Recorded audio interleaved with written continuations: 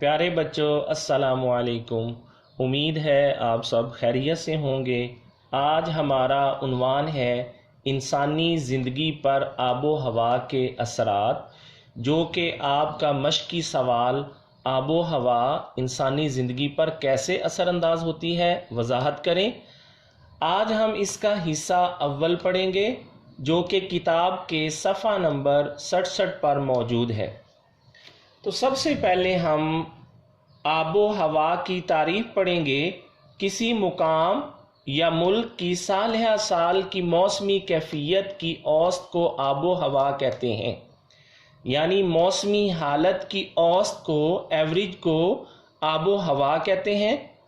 مثلاً لاہور کی آب و ہوا موسم گرما میں شدید گرم ہوتی ہے اور نیم مرطوب ہوتی ہے۔ نیم کا معنی ہوتا ہے آدھا اور مرطوب کا معنی ہوتا ہے تر گیلا، یعنی ہوا میں نمی موجود ہوتی ہے، اور موسم سرما میں سرد ہے۔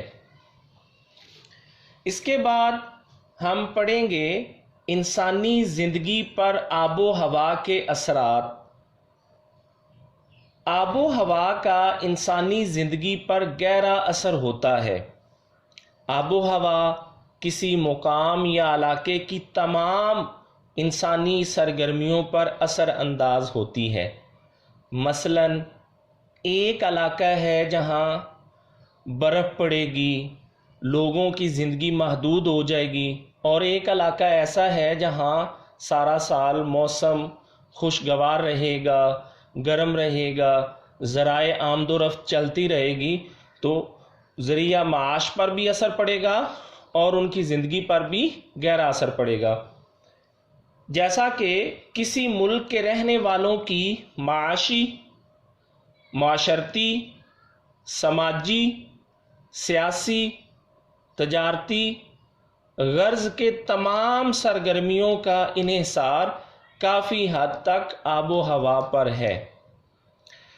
تو یہ بچوں تھا انسانی زندگی پر آب و ہوا کے اثرات۔ اب ہم وہ علاقے دیکھیں گے کہ مختلف علاقے آب و ہوا ان کی انسانی زندگی پر کیسے اثر انداز ہوتی ہے۔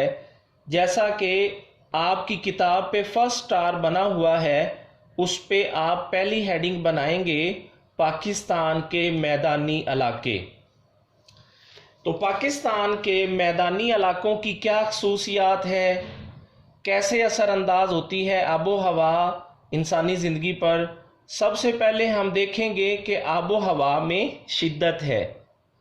نمبر 2 پہ ہم دیکھیں گے یہ زرخیز علاقے ہیں، اور نمبر 3 آمدنی کا ذریعہ، نمبر 4 ذرائع آبپاشی اور نقل و حمل۔ آب و ہوا میں شدت، موسم گرما گرم اور موسم سرما سرد ہوتا ہے۔ میدانی علاقوں کا موسم گرما گرم اور موسم سرما سرد ہوتا ہے۔ نمبر 2 زرخیز علاقے۔ یہ زرخیز علاقے ہیں کیونکہ دریاؤں کی لائی ہوئی مٹی کی وجہ سے ان کی یہ خطہ زرخیز ہے، جو کہ فصلوں، پھلوں، سبزیوں کے لیے موزوں ہے، یعنی بہت مفید ہے۔ اور یہ علاقے گنجان آباد علاقے ہیں۔ گنجان آباد علاقے وہ علاقے کہلاتے ہیں جہاں آبادی زیادہ ہوتی ہے، جیسا کہ پاکستان کے مشہور گنجان آباد علاقے لاہور، فیصل آباد، کراچی، کوئٹہ وغیرہ، یہ بڑے بڑے شہر زیادہ گنجان آباد علاقے ہیں۔ اسی طرح ہم دیکھیں گے کہ پاکستان کے میدانی علاقے آمدنی کا ذریعہ، زراعت یہاں آمدنی کا بہت بڑا ذریعہ ہے، اور اس سے متعلقہ صنعت بھی آمدنی کا ذریعہ ہے۔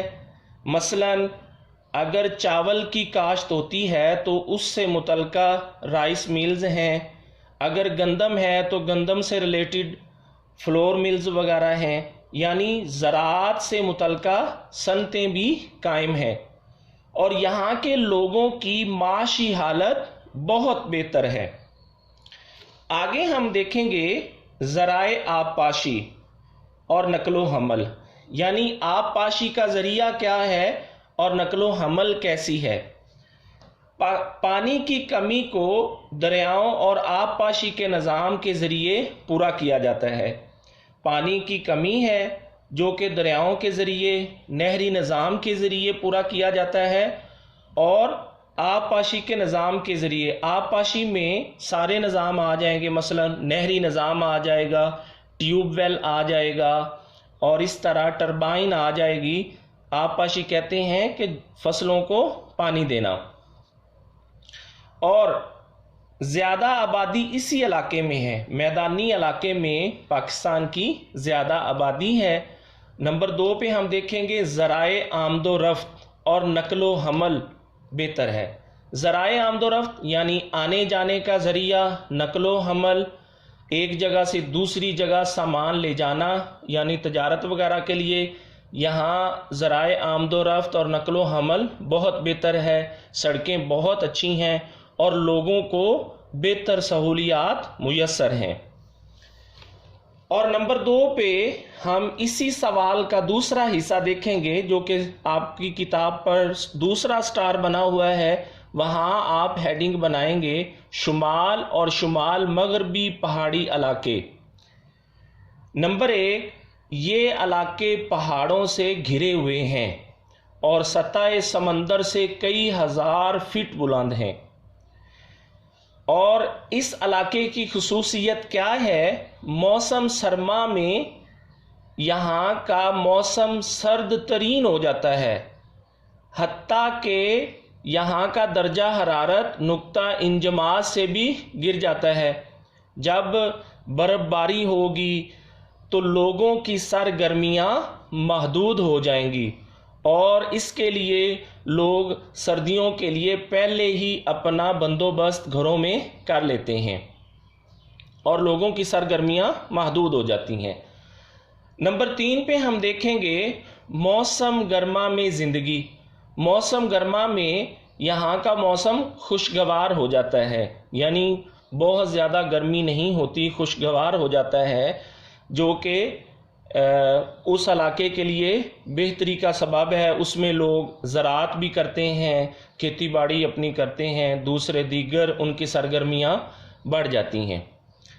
نمبر 4 پہ ہم دیکھیں گے کم گنجان آباد علاقے۔ یہ کم گنجان آباد علاقے ہیں، یعنی یہاں آبادی بہت کم ہے، آب و ہوا اچھی ہے جس سے سیاحت کو فروغ ملتا ہے، یعنی سیر و سیاحت کو فروغ ملتا ہے ان علاقوں کی وجہ سے۔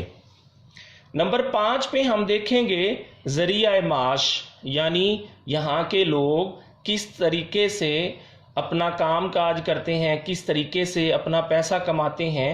تو سب سے بڑا ذریعہ ان کا ہے مویشی پالنا، بھیڑ بکریاں پالنا، چراگاہوں میں لے کر ان کو جو ہے نا مویشی پالتے ہیں۔ اور دوسرا پھلوں کی پیداوار، پھلوں کی پیداوار بہت زیادہ مشہور ہے، تو یہ ان لوگوں کا ذریعہ معاش ہے۔